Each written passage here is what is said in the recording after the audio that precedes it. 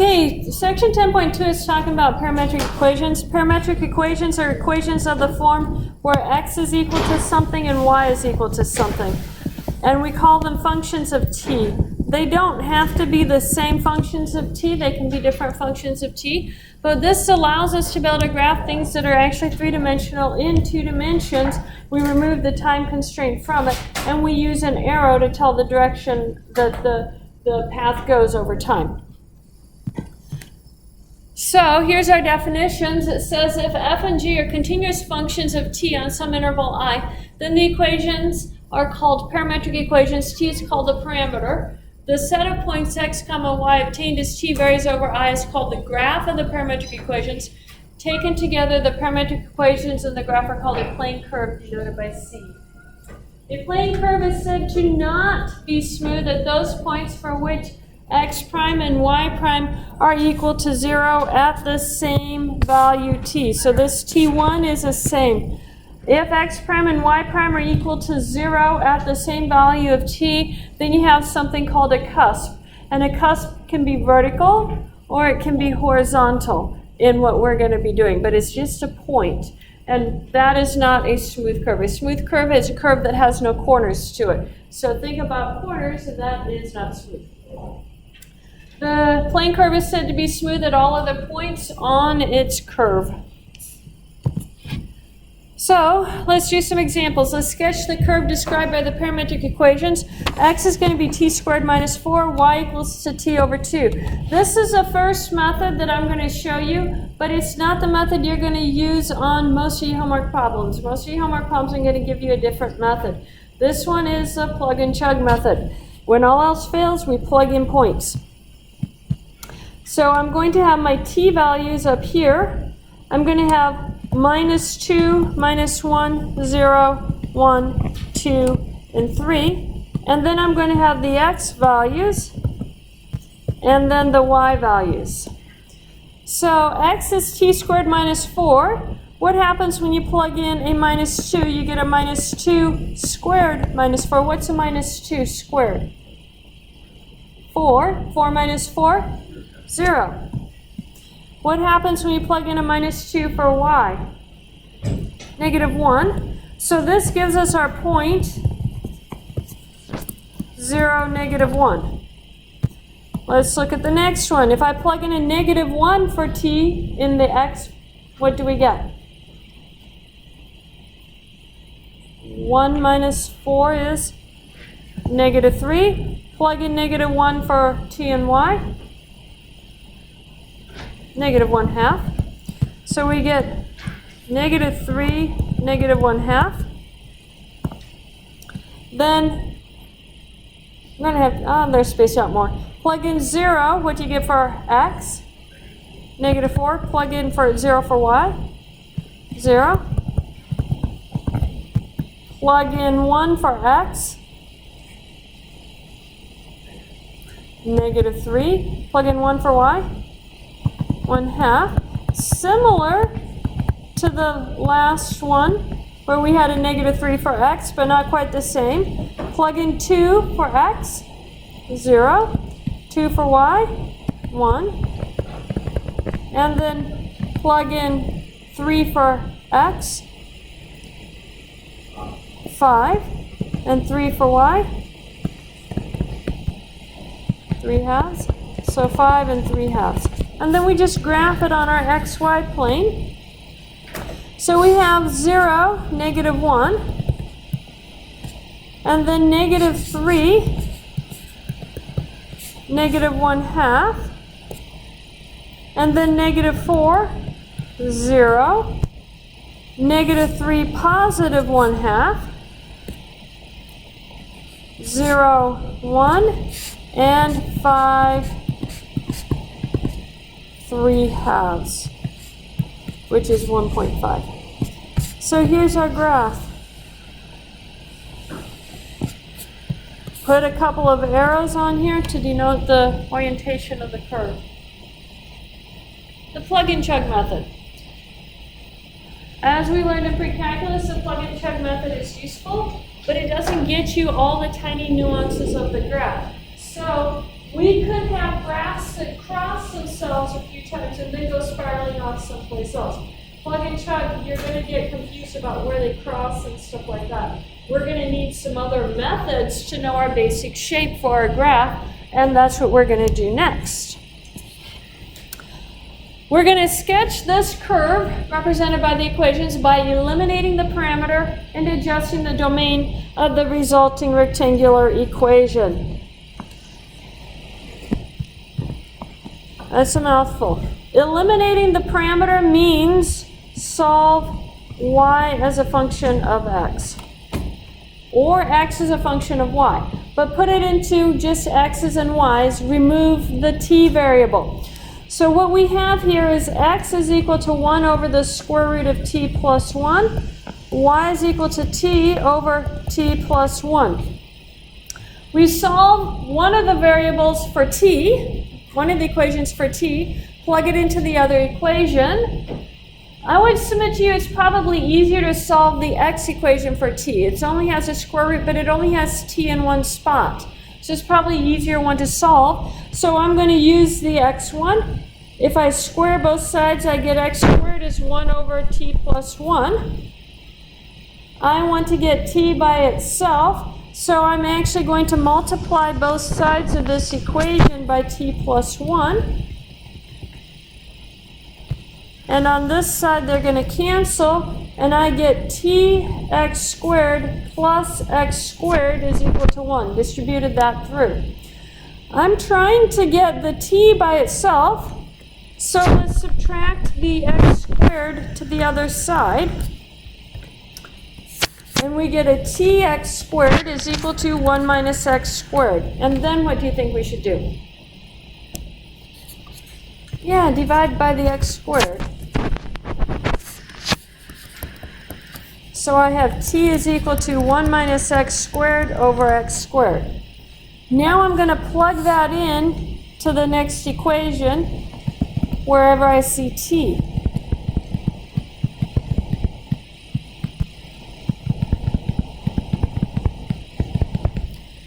That looks ugly. So let's start simplifying. I have a fraction and a number in the denominator. I'm going to add those together. So that means I have to make that 1 into a fraction. It becomes 1 over 1. And what would be our common denominator? Yeah, so I get 1 minus x squared plus x squared divided by x squared. Now, does anything cancel? Minus x squared plus x squared, right? And so then that leaves me 1 minus x squared over x squared divided by 1 over x squared. What do we do with that fraction in the denominator? Flip it and multiply it by it. My x squareds are going to cancel, and that actually leaves me 1 minus x squared. So my equation is y equals to 1 minus x squared. That is all eliminating the parameter. Now I have to restrict the domain. So we have to go back and look at the variable x. X has the function 1 over 1 plus t in the square root. What is the domain for this function? What values of t work? Yeah.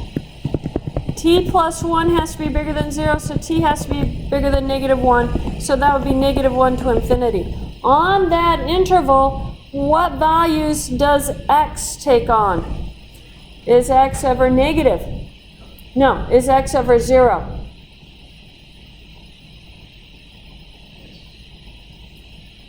Not quite. As t goes to infinity, it approaches 0, but it never equals 0. So I know that x is going to be bigger than 0, but it's never going to equal to 0. So I don't put that equality in there. And then, can x ever approach infinity, or does it stop someplace before infinity? As t goes to negative 1, what does 1 over that square root do? t minus 1 goes to 0. T plus 1 goes to 0. 1 over tiny is huge. So it does go to infinity. So x is bigger than 0. That's the hard part of this homework, is calculating the domain for x. Now that I have the restricted domain, I can go over here and graph it. I know that it's only in quadrant 1 then, because the x values are only positive. What is the shape of 1 minus x squared? It's parabola, opening down, shifted up. So it would go through 1, and it would go through 1 right here, and it would go down. I would submit to you that because x can never be 0, we have to put a hole there. And there's our graph. Let's draw a little arrow on it for the direction of the curve. To do that, we're going to just plug in two t values. I need values bigger than -1, so let's plug in t equals to 0 and then t equals to 1. When t equals to 0, what value do I get for x? 1. So that would be right here at my dot right there. This is t equals to 0. Now when t equals to 1, we get 1 over the square root of 2, right? Square root of 2 is approximately 1.4. 1 over 1.4 is going to be smaller than 1. So I know it's going to be someplace over here. So that means my curve arrows are going towards that hole. And you always draw your arrows in the direction of increasing t. Now, the last question says, where is the plane curve smooth? That smooth comes from taking its derivatives.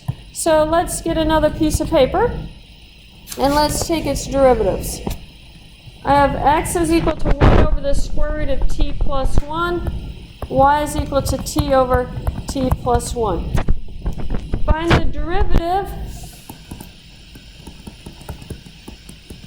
of x. Bring our minus 1/2 down in front. And what happens to our exponent? Subtract 1, so that's minus 3/2 times the derivative of the inside, which is 1. And then let's look at when this is going to be equal to 0.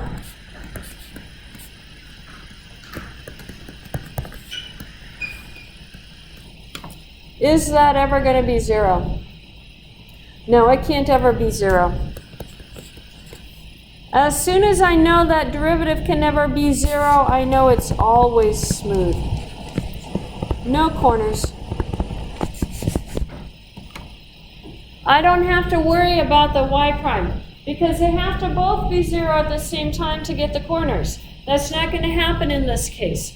So this one's always smooth. Any questions on that? Okay, let's do another example. This one's a little bit different. It says sketch the curve represented by the equations x equal to 3 cosine theta, y equals 9 cosine squared theta by eliminating the parameter. So if I know x is equal to 3 cosine theta, let's look and see if I have cosines in both of these, right? So what I'm going to do is solve for cosine. If I divide both sides by 3, I get x over 3 is equal to cosine theta. Y is equal to 9 cosine squared theta. I'm going to plug that in for the cosine right there. So I get 9 times x over 3 squared, which becomes 9x squared over 9, or just x squared. So my equation is y equals 2x squared. You're really going to like it when you have these trig equations because they're very easy to deal with. Y equals to x squared. We have eliminated the parameter. The parameter was theta. Now we have to go find the domain. So I have to determine the values for x. Think about the cosine function. What is the graph of cosine theta? Cosine of 0 starts at 1, right? Yeah. Down, up. It goes between 1 and -1. And it always goes between 1 and -1. So I know -1 is, well, -3 is going to be less than x is less than 3. Where did I get the 3 from? Yeah, the leading coefficient right there. So -1 to 1 multiplied by 3, so it's -3 to 3. That is the domain for my graph. Now we can graph our curve. I know x goes from -3 to 3. And let's look at the graph y equals to x squared. What is the shape of y equals to x squared? Parabola, opening up. No shift on it. So something like this. I missed it, oh well. Something like that. There's my graph, but I'm going to actually change my scale on my horizontal axis because I didn't give myself enough vertical room.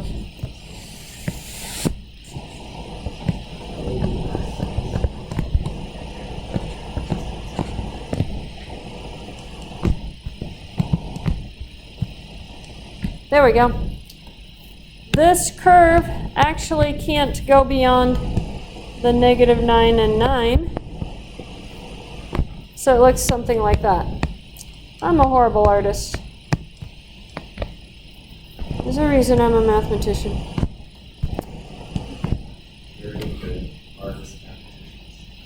I have seen some good ones, yes. I go to a conference each year in January, and they have a whole exhibit of art by mathematicians. They just said Da Vinci, so that's... Yeah, there you go. Yeah.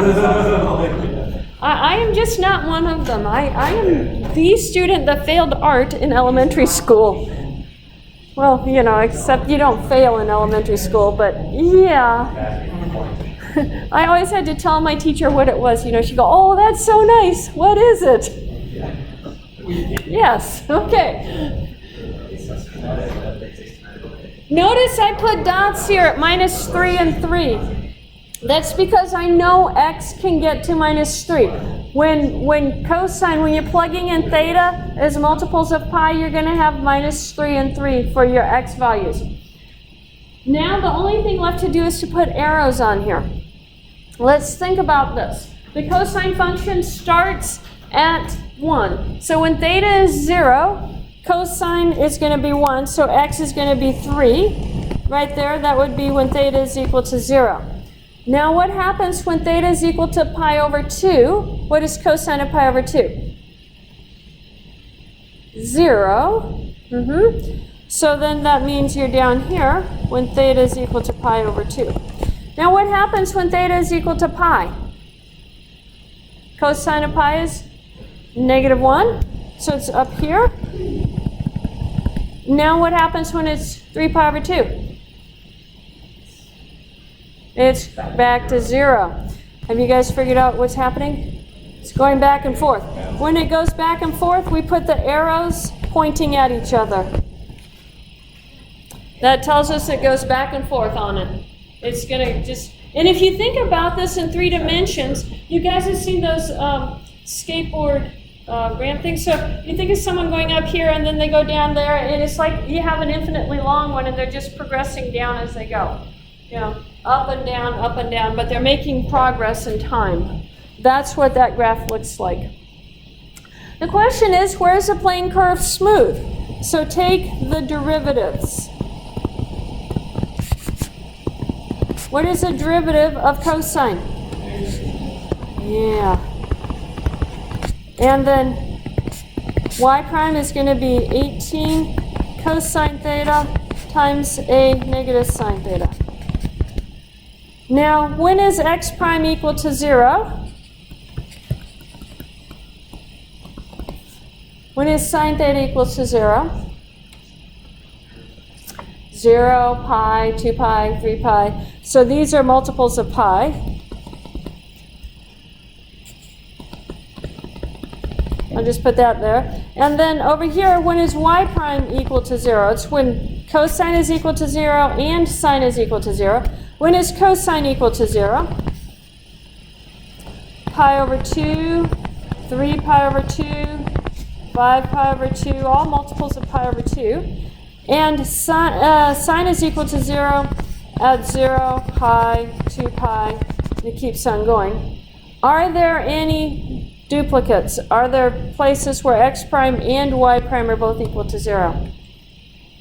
Yes. So it is not smooth at those places.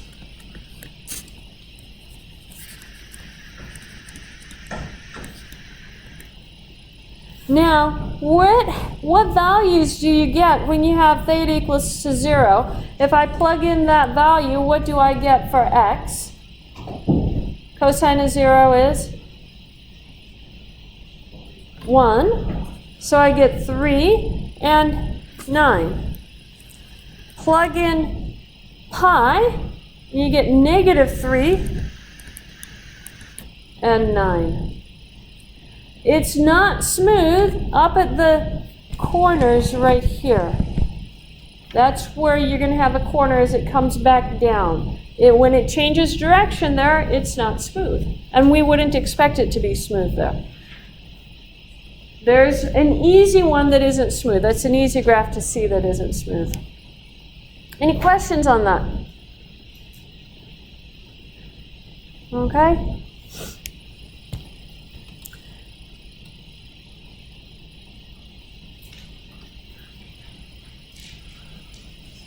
Okay, yeah, I did change it. I thought I had a different example in here than this one. Sketch the curve represented by these equations. X equals to the square root of 4 minus 1 over t squared. Y equals 1 over t.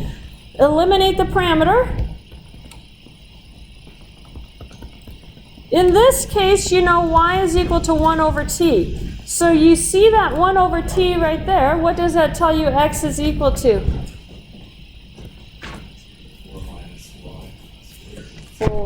4 minus y squared. Well, we don't happen to like things as x equal to. We prefer to have them y equal to. So I'm going to square both sides of that equation, and I get x squared is equal to 4 minus y squared. I'm going to add the y squared to the other side. And I'm going to get x squared plus y squared is equal to 4. What kind of equation is that? Circles.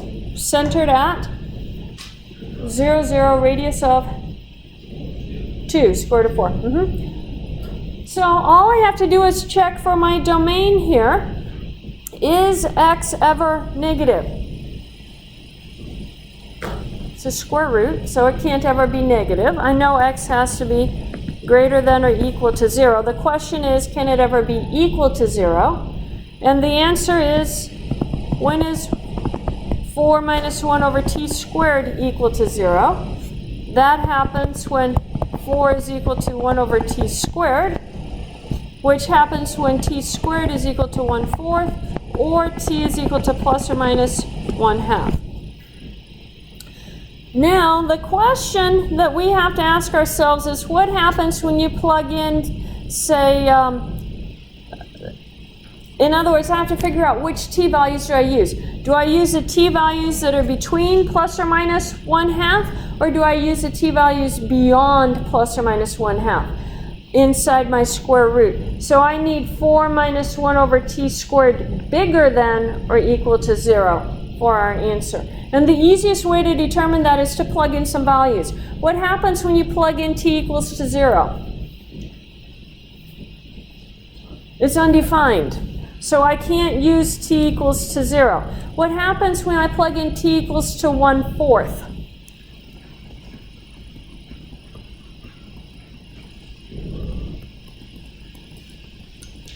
I get 4 minus 1 over 16. And what do I do with that 1 over 16 in the denominator?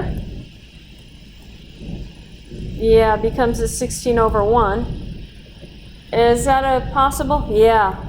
So impossible. So I know that I can't use values between, I have to use values beyond. So that means I have to use t less than negative 1/2, less than or equal to negative 1/2, or t greater than or equal to negative 1/2. Once you solve it for 0, just plug in a couple of values to see which ones work. Choose the intervals that work. The other intervals won't work. So choose the ones that do work. So if t is equal to 1/2, one of these is bigger than positive 1/2, smaller than minus 1/2. If t is bigger than positive 1/2, what does that do to the y values?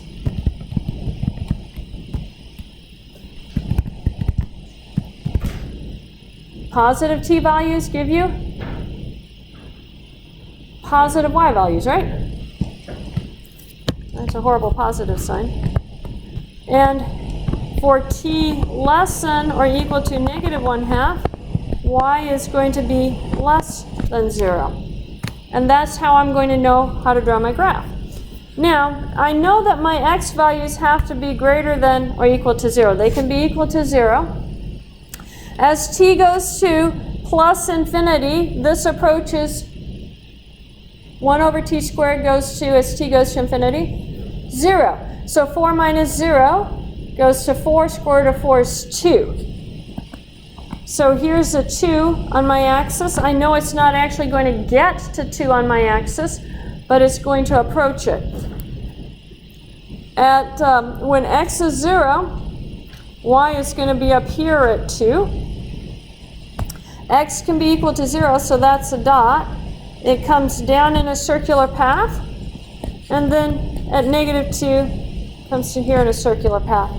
I know as t goes to plus or minus infinity that it's going to approach the 2, because that forces that 1 over t squared to go to 0.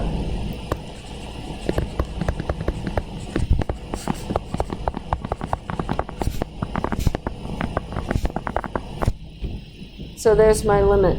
And the same thing as the limit as t goes to minus infinity. So that gives me my arrows coming into that hole there. Now the only thing left to check is where is it smooth? Where's the plane curve smooth? So we have to take derivatives. So we're going to have x prime.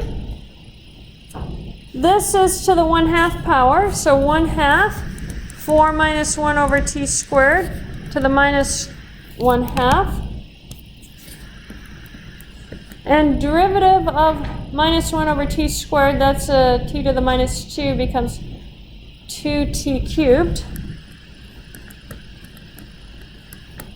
So there's my derivative for x prime. The question is, can that ever be equal to 0?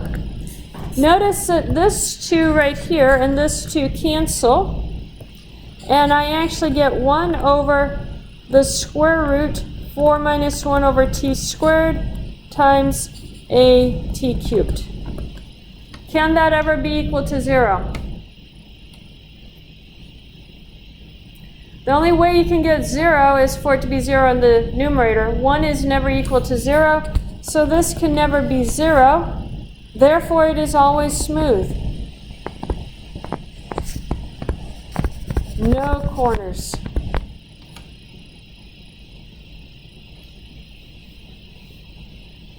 Any questions on that? Kind of feel like you've been in front of a fire hydrant for the last 20 minutes? It's a lot of information to absorb. You guys get to practice one. The equations are on your paper. I gave you a trig one, so it's actually not that difficult as far as functions go. However, I wanted to point something out to you guys. Except my computer just locked up. So let's point it out. I'll write it down for yourselves. Cosine squared plus sine squared is equal to 1. Write that down. You're going to use that. Cosine squared plus sine squared equals to 1. Plug into that equation to eliminate your parameter. Okay, go ahead and start working on that. I'm going to see if I can't talk my computer into letting me go back a slide. There we go. There's the cosine one. You can use either one. Let me stop my recorder.